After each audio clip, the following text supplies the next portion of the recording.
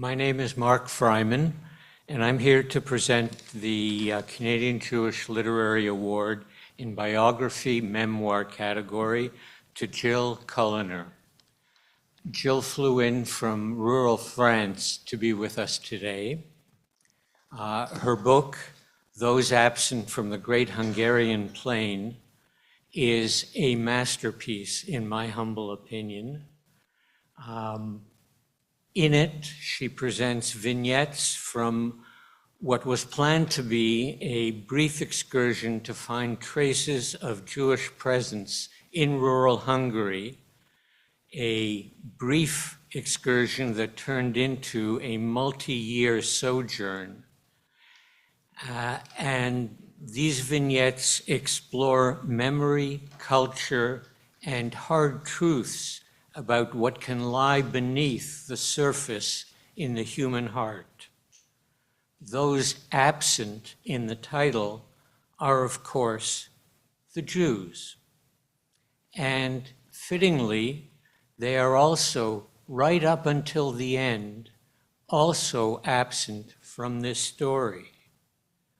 The event that the author chooses to epitomize their final disappearance from rural Hungary and from the Great Hungarian Plain is the pogrom in the town of Kunmadaras in 1946, in which Holocaust survivors who had returned to that town were attacked by an organized mob, leaving several dead and numerous injured, while the police stood by and declined to intervene. This story of absence is told through vivid, sympathetic, often humorous and indeed hilarious, but ultimately unsparing portraits of present-day inhabitants in that town who, at least at first, claim to have forgotten that there ever were any Jews living there, let alone that their town had hosted a pogrom. The book may be about Hungary, but its current, wider relevance will be clearly obvious. It is also, as I think we will soon hear, a great read.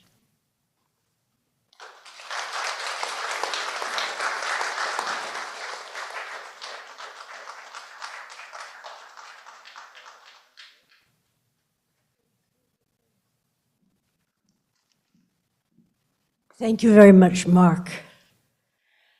And thank you all for being here. Good afternoon.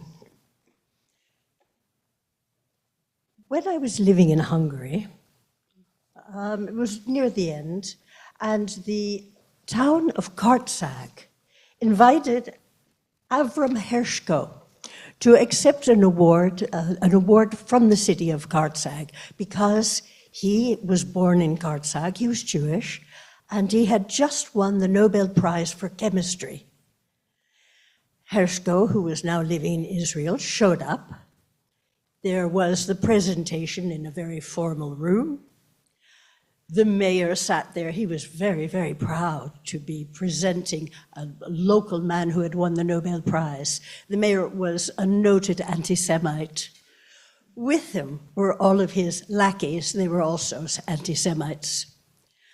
And Hershko said that he needed a translator. He refused to speak in Hungarian. He spoke only in Hebrew. And so his translator sat beside him, and what his speech was, basically, was that, thank you for the award, but I owe absolutely nothing to Hungary or to the Hungarian culture. All I owe to Israel.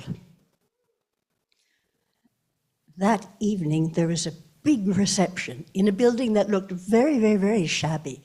But it was the first time I'd ever been inside, and we walked through the door, and there was a double staircase going up to the top, and a ballroom that dated from the Austro-Hungarian Empire. It was magnificent. And I saw Hershko, and I sort of walked around behind him and heard him speaking absolutely fluent Hungarian. I can understand why he denies any Hungarian existence. He left in 1950, and in 1950, Jews were being persecuted by the communist government. They were singled out for persecution. And we must remember, I think, that the Hungarian government, the communist government, that singled out Jews were composed of Rákosi, who was the leader. He was the party leader of the Communist Party, but his real name was Matthias Rosenfeld, and he was the son of a village grocer. And he built a little cult around himself, told folksy peasants' parables, and he used anti-Semitic remarks. And at his side were other people. There was Benjamin Eisenberger, a Jewish tailor, who became the head of the State Security Department. There was the KGB agent Erno Gero, or Erno Singer. His father had been a banker, and he was the Communist Party secretary. He was known as the Butcher of Barcelona for his purge of Trotskyist groups. There was also Heman Lowy, the Minister of Defense, and Joseph Lederer, Minister of Culture. In other words, Jews against Jews. This wasn't the first time it happened. It also happened during the very brief 9-month communist rule after the First World War, when Bela Kun, a Jew, persecuted Jews particularly. Now, as Mark said, I arrived in Hungary to take photos, and when I learned that there had been a pogrom in Kunmadaras, I decided I would go there and investigate. What did people say about a pogrom now? There were pogroms throughout Europe after the war, all of them in 1946. There were pogroms in Ukraine, in Romania. The worst was in Kielce in Poland, which you might know about, where 43 Jews were beaten to death. The excuse was used that they had kidnapped a Christian child and used its blood in ritual. And apparently this was the same thing with the pogrom in Kunmadaras. Now, I didn't speak any Hungarian, so I don't know how I imagined I was going to get to the truth of this story, but I have noticed throughout my life that being a Canadian Jew has great advantages. People don't feel threatened by Canadians. We're sort of schlubs, you know, we're not aggressive. We're not like the Americans, we don't throw bombs at anybody. We do persecute the French Canadians, that's true. But other than that, we're sort of nice guys. The Jewish part is a bit trickier. We own the World Bank and we control the world press, but sometimes we can be forgiven. Oh, and I found out quite recently from a very nice person who wrote to my publisher and said, one of my publishers, and said that, why publish me? I come from one of the wealthiest families in Canada, and I own Air Canada. And this is wonderful news. Because being a Canadian Jew has this non-threatening advantage, you do get people who tell you very strange things and you don't necessarily want to hear them. And not only that, often you can't believe that you're hearing them. I did have a very nice German lady who told me that she also had suffered during the war. She'd lost some of her furniture and she almost lost her house. Another German lady wanted to explain to me why it was necessary to have the concentration camps. There were so many Jews in Germany, she said, and then when we went into Poland, there were more. What could we do with them all? Very charming, I was asked to chauffeur a very charming man, a Baron von Plato, who wanted to, he was with a painting group in France, and he didn't want to go to Dijon. And I was asked to chauffeur him back to his hotel because he didn't want to be with the rest. And while I drove him, knowing he knew that I was Jewish, he decided he had to make a confession. He didn't want to go to Dijon because as an SS officer during the war, he had been responsible for a massacre there. He said it was the excess of youth.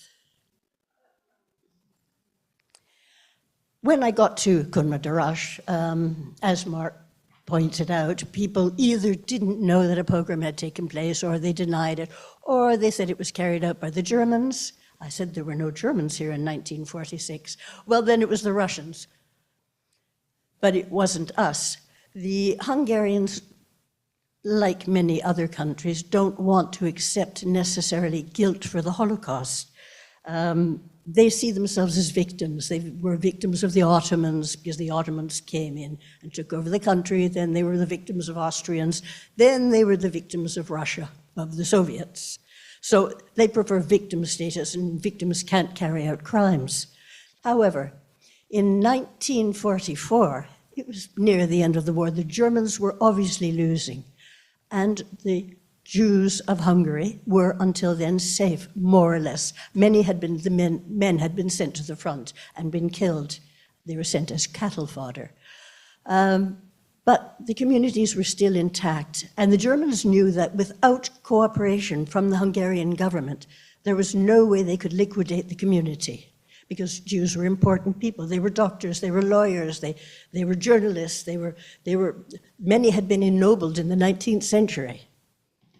However, the Hungarian government saw the great advantage in liquidating Jewish assets, real estate, livestock, banks, businesses, jewels, houses, everything. And so they heartily agreed to the deportation of the first 440,000 Jews to Auschwitz, starting in May 1944, late in the war. I decided I would settle in the area to get more information, and I moved into a town called Tisza-Őrs. Tisza-Őrs is outside of Great Cumania. Culiner is in Great Cumania, an area. And this area was forbidden to Jews under the Empress Maria Theresa. Jews lived in all the areas surrounding Great Cumania. They lived in the small villages. They had been, as we know, invited by the nobles to live on the estates and to trade in the goods produced by the estates. So many of the Jews were peddlers. And they would live in these villages outside of Great Cumania. During the day, they would come in with their goods to Great Cumania, trade, and by nightfall, they would return to their villages. So I knew that the village I was living in, Tisza-Őrs, had Jews. But when I asked about the Jews, no, Jews never lived here, not here, in the next village, or down the road, but never here, never. The society was a very intriguing mix at that time. It doesn't exist anymore. It was the tail end. There were communists, there were people who had belonged to the secret police, who had tortured peasants, who had murdered peasants. There were peasants whose families had been victims to these, and they were all neighbors. There were Germans, some of whom had belonged to the Hitler Youth movement. There were gypsies, and there were people who were black market traders who had traded with the Russians. So it was a fascinating mix. There were also nobles who had lost all of their land. So you can imagine the kinds of stories one could get, the kinds of things you can hear. But I imagine they were terribly cautious with each other. A strange situation. Now, not only did they deny that there were Jews, people also denied that there were gypsies. There were gypsies all over the place. There were gypsies living 4 doors down from me. There were gypsies living on the main road. No, there are no gypsies in this town.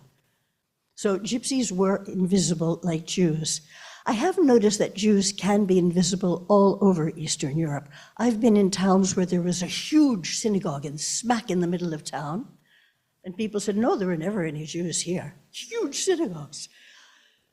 And I've found this so many times. So when Jews become visible is when you can make money with tourism, with heritage tourism, or if you want to show people the graveyard and make a little money, then Jews become visible, but otherwise we're invisible.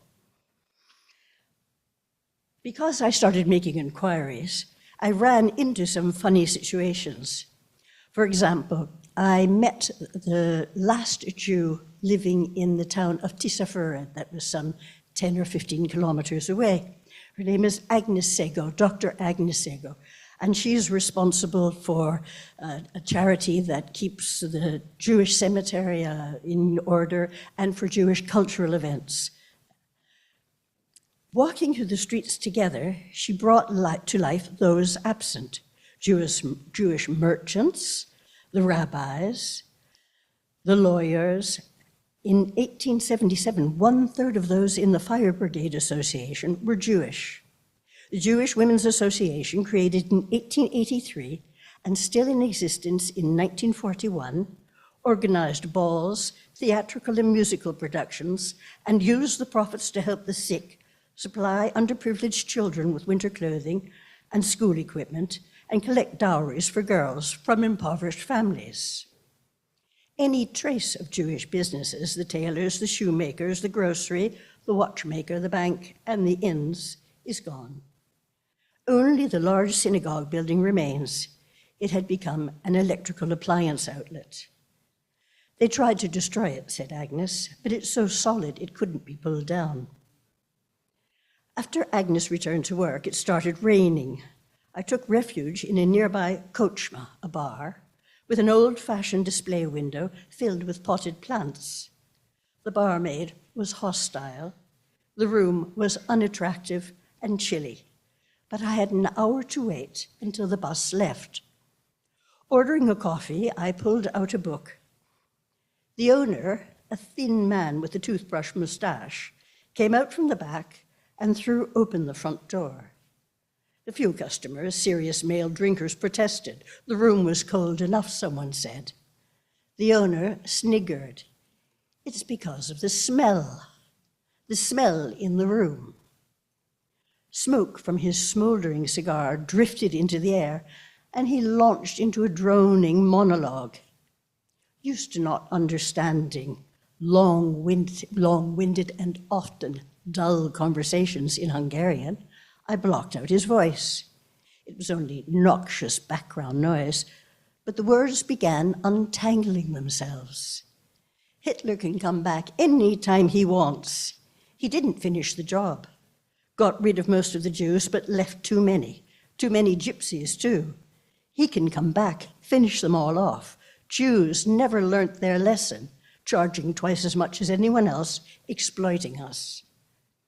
The men on the benches grunted. I looked up.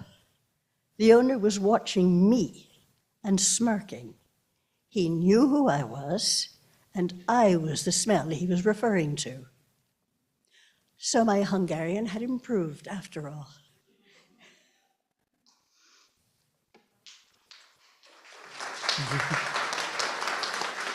Thank you. A film was made about the pogrom in 1944. It was shown also that approximately 30% of Hungarians still believe that Jews need blood in ritual, in Jewish ritual. Some of my friends asked me, why did we really need this? The pogrom started when they said that a Christian child had been kidnapped, and then his blood used, and people went on the rampage. The real reason for the pogrom was that people were asked to give back the goods they had pillaged from Jewish houses during the war. One woman who was being beaten, the woman who was beating her was screaming, "This is for the quilt." In the end, the right wing used as an excuse for the pogrom, the right wing said that it was to assure that Soviet agents would take over the area for Soviet power. And the people on the left said that it was the right wing, the fascists, who were trying to ruin the new communist democracy. My photo exhibition about the vanished Jews of Eastern Europe, with a Hungarian edition, came to the museum in Tiszafüred. And once it came, I received quite a bit of press, the newspapers came, I was on television. And because of that, suddenly Jews started appearing. My neighbors came to me because I was on television. We saw you on television. And you know, Jews used to live 2 streets over. We can show you the house. And the house where Brigitte, the German, lives, that was a Jewish house. And that was a Jewish bar. And the pharmacy was once a Jewish pharmacy. So it was suddenly very acceptable to have known Jews and admit that they were there. Today in Hungary, the Jews who live there feel comfortable and uncomfortable. Orban is a horrible man and he's an anti-Semite, but at the same time he has forbidden any pro-Palestinian demonstrations because he says that terrorism is indefensible. So therefore the Jews, they say, look, the Hungarians, they don't like us, but at least we're left alone. I would like to read just a word that Orban said, if anybody has any doubts as to how he feels. And it sounds very, very familiar. He said, "This is our homeland, this is our life. We have no other. We must fight against an opponent that is different from us. Their faces are not visible, but are hidden from view. They do not fight directly, but by stealth. They are not honorable, but unprincipled. They are not national, but international. They do not believe in work, but speculate with money. They have no homeland, but feel that the whole world is theirs. They are not generous, but vengeful." These are the usual anti-Semitic words that we've been hearing for centuries. Basically, that's it, but I would like to add just one little anecdote to explain what life is like in Hungary. At one point, Agnes Sego said that she wanted to show me something quite surprising. It was a little park, and in the little park there were 2 Jewish tombstones. Did I want to see it? Now, of course I did. So we went to the little park in Tiszafüred, and we began looking for the tombstones, and they were no longer there. But there was a man, a worker, with a wheelbarrow, and he was cementing up a wall. So we went over to him and we asked about the tombstones. And he said, yes, well, the school director from over there, he told us to knock them down and use the stones to build the wall. Which was, we were quite horrified. And I said, well, I want to go ask the school director. And Agnes said, don't do that. He's a dangerous man. He's politically important. We can't do that. He really is dangerous. And I said, no, this is unacceptable. People can't just go knocking down Jewish tombstones. So what we did was, we called a friend of ours Steve, in Budapest, and he was a very difficult man. He ran schools and summer camps for Jewish children. He was the son of Holocaust survivors. And a real fighter. And he sent out journalists from a newspaper called The Sun, which no longer exists, one of the papers that Orban has closed down, like many. And the reporters from The Sun showed up, and they said to Agnes that she should go away because she was a librarian in town, and she could be in trouble if she was included in the story. They asked me to meet them and to show where the gravestones had been. So I showed them. And there was the same man still cementing the wall. And they went over to him and they asked about the tombstones. He was extremely hostile. He said, I never heard of any tombstones, I never saw them. The journalist then went to the school to meet the director, and he refused to meet them. There were children playing in the schoolyard, and they went to the children in the schoolyard and asked if they had seen the tombstones. They weren't far away. They were just like the back of this room. No, we never saw them. And they became very hostile and very aggressive as well. They went back to see the director of the school, and the director of the school, meantime, had snuck out the back door and had gone to see the mayor of the town. When the journalist went to see the mayor of the town, the school director snuck out of the back door of the town hall, and the next thing we knew, he had gone on holiday. There was absolutely no way to find out anything, so I suggested we call a local historian who was very well known. We went to see him. He said he would investigate, to come back several hours later. We did. And he said he would talk to the journalists only if his name was not mentioned, if they turned off their tape recorders and put away their cameras. This is supposedly a democratic country in the European Union. And they agreed. The two tombstones belonged to a couple that had lived there in a little house that no longer existed. He was Jewish and she was Christian. And they requested that when they died, they be buried there on the grounds, because he would have been buried in the Jewish cemetery, and she would have been buried in the Christian cemetery. And the two of them wanted to stay together for all eternity. And that was the story.